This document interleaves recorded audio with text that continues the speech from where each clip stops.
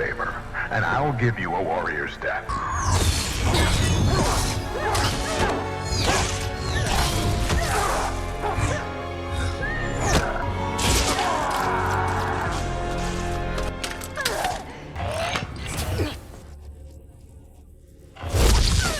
Mandalorians are weak once they lose their trinkets.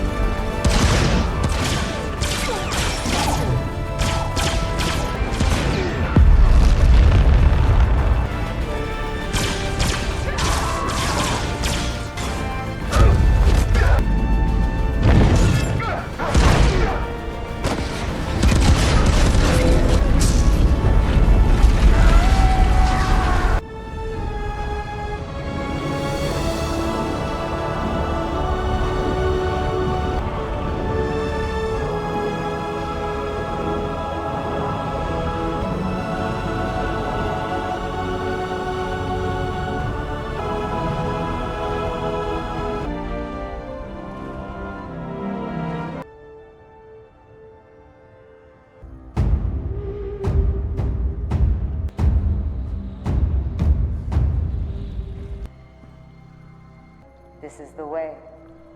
This is the way. This is the way.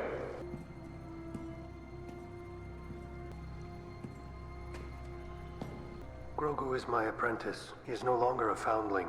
Add him to the song. If his parent gave permission, couldn't he then become a Mandalorian apprentice? Parents are far from here. Then I will adopt him as my own.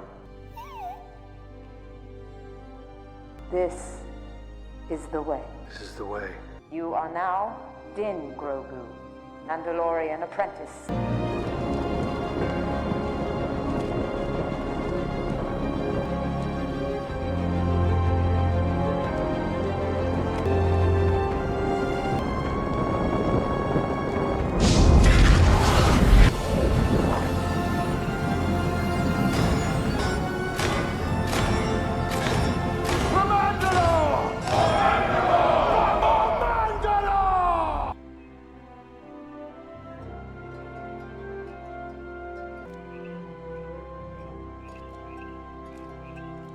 This is the way. It's not just a line, it's an entire worldview. But where did it actually come from? Was it born in the fires of Mandalorian conquest? Or was it something more ancient, more spiritual, that got buried under centuries of war and politics? Today, we're digging deep into the origins of the Mandalorian Creed, those unifying principles that turn scattered warrior clans into one of the most feared, respected, and mysterious cultures in the galaxy. Long before Din Djarin ever walked the galaxy in Beskar, Mandalore wasn't a united planet. It was a patchwork of clans, houses like Vizsla, Kryze, Rook, and Ren. Each one was proud, fiercely independent, and constantly fighting for dominance. The earliest Mandalorians weren't just warriors, they were conquerors. Legends tell us they didn't even start as humans. In fact, some sources in Knights of the Old Republic point back to the Tauang, an ancient warrior species who first settled on Mandalore after being driven from Coruscant. Now think about that. Their entire cultural DNA was built on exile, survival, and reclaiming identity through strength. That's why combat, honor, and loyalty to clan were never just values. They were survival mechanisms. But here's the key. Those fractured loyalties couldn't last forever. Because when you've got dozens of clans constantly warring, you eventually realize something bigger has to bind you together. And that's where the seeds of the Creed were planted. Here's where it gets fascinating. Early Mandalorians weren't only about brute force. They began developing rules of conduct, a kind of warrior code. Some of the oldest texts we have, like the Canons of Honor, suggested that victory wasn't enough. You had to fight with purpose. This is echoed later in The Mandalorian, when the armorer reminds Din Djarin that to walk the way isn't just about wearing armor. It's about loyalty, sacrifice, and discipline. And then comes a crucial turning point in history. Mandalore the First, and later figures like Mandalore the Ultimate, started to unite clans under a single identity. They forged more than political unity, they crafted a spiritual one. The Creed wasn't a single written document. It evolved out of necessity. The message: we are stronger together. We survive together. This is the way. Let's pause for a second. Why does "this is the way" feel so profound? Because it's ritualistic. It's like a mantra, repeated across generations, drilled into every Mandalorian from foundling to warrior. It's not an explanation, it's a statement of faith.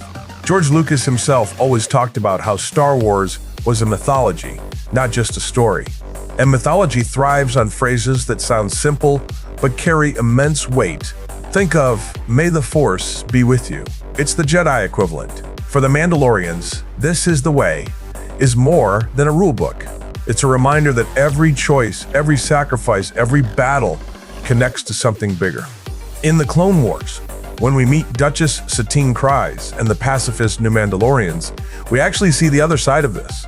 The warrior creed had splintered. Some saw the way as constant combat. Others tried to reinterpret it as peace. But even then, the phrase survived. Why?